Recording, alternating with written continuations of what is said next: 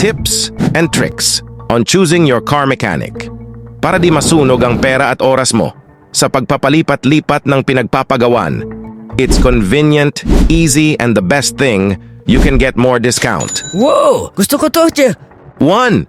Dapat madaming stocks available. Parang alam ko kung saan yan, ah. Para di ka maghintay ng matagal, mabilis magagawa ang sasakyan mo at mas makakapili ka ng parts na pasok sa kailangan mo. Sa farm garage to, eh.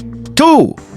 Iwasan ang manghuhula. Dapat skilled at trustworthy ang mekaniko Ito yung shop sa Cavite, eh. para di pa ulit-ulit inaayos ang iisang sira. Di yung puro hula kung ano ang sira. Yung mekaniko pala ang sira. Ito yun. Ito yun. 3. No to remedyo lang. Yung puro pansamantagal ang ginagawa. Maya-maya sira ulit, mas mapapamahal ka na. Abala pa. Madaling hanapin yan, eh. 4. Negative sa gamit. Dapat kumpleto at magaganda ang tools and equipment. Ganyan sila dun, eh. Mas mapapabilis ang paggawa ng sasakyan mo. Di yung kailangan pa ng isang batalyon para lang maitaas o maiusog sasakyan mo. Type mo lang sa Waze Farm Garage. 5. All-in-one na! Farm Garage nga ata. Kasi pag sa iisang shop mo napagawa lahat, Oo nga. mas maipapackage mo at mas makakahingi ka ng discount. Farm Garage nga.